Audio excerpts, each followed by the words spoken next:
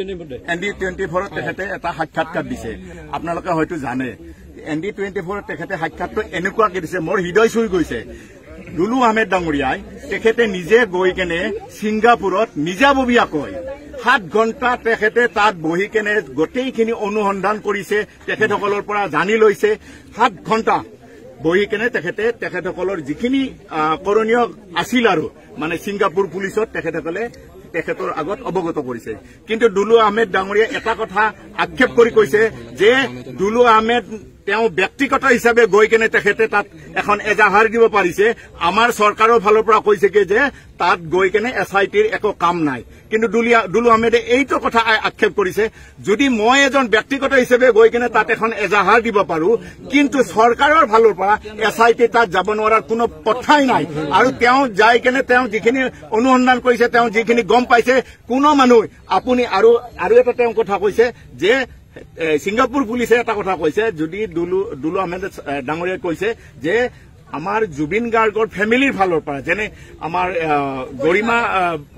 গৰিমা বৌয়ে যদি নিজাকে এখন তাত FIR দিয়ে তাত মানে খুব সাংঘাতিক ধৰণে তাৰ মানে সেই তেওঁ হল এজন মানে জাষ্ট এজন মানে কি শুভাকাংক্ষী বা জুবিন অনুৰাগী হয় কিন্তু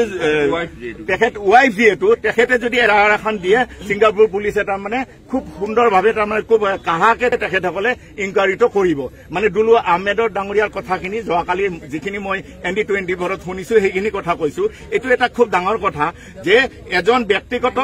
মানুহে আজি 23 নে 24 তাৰিখে তেখেত 24 দিন মূৰত চাগে গৈছে তেখেতে কৈছে যে মই 24-25 দিন মূৰত গৈ কেনে তাত মই নিজাববীয়াকৈ এখন এজাহাৰ দিলো কিন্তু আমাৰ চৰকাৰৰ ফালৰ পৰা বিশেষকে তাৰ মানে যিটো জুবিনৰ বন্ধু আছিল তাৰ মানে আমাৰ বৈদেশিক মন্ত্ৰী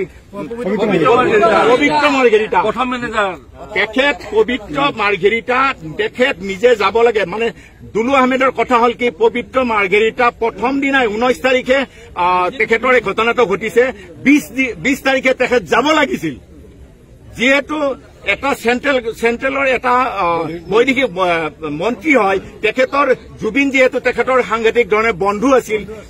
নলে গলে লগা বা বহুত বছৰ তেখেতে কাম কৰিছিল কিন্তু সেই কামখিনি মানে পবিত্ৰ মাৰ্ঘেৰিটাই নকৰাৰ কাৰণে দুলু আহমেদে খুবেই আক্ষেপ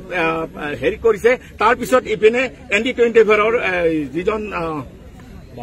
বাইলুং তেখেতো এই কথাখিনি সন্মত জনাইছে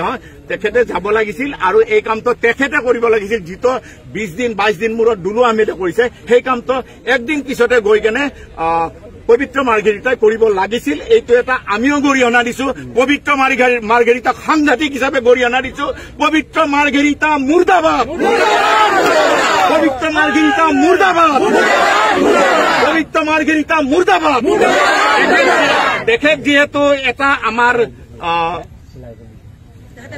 দায়িত্ব পালন নকৰিলে বিশেষকে জুবিন গাৰ্গৰ ক্ষেত্ৰত তেখেতে যিটো দায়িত্ব পালন কৰিব পৰা তেখেতৰ পাৱাৰ আছিল সেইখিনি তেখেতে প্ৰয়োগ নকৰিলে ইয়াৰ কাৰণ কি আমি বুজি নাপাওঁ কিন্তু এইটো ভৱিষ্যতে হ'ব নালাগে আৰু সেইকাৰণে মই এটা ধন্যবাদ জনাইছো দুলু আহমেদক কাৰণ তেখেতৰ পৰা আমি ছিংগাপুৰৰ কথাটো আমি ইয়াত নাজানো কিন্তু তেখেতৰ পৰা আমি যোৱাকালি যিখিনি গম পালো মানে খুবেই ভাল লগা কথা খুবেই মোৰ ফালৰ পৰা মই নিজাববীয়াকৈ মই তেখেতক ধন্যবাদ জনাইছো যে তেখেতে এনেকুৱা ধৰণৰ এটা পদক্ষেপ লৈ কেনে আমাৰ এই হিয়াৰামুথু জুবিন গাৰ্গৰ ক্ষেত্ৰত তেখেতে এই কামখিনি কৰিছে গতিকে মোৰ এইখিনিয়ে ক'ব লগা ধন্যবাদ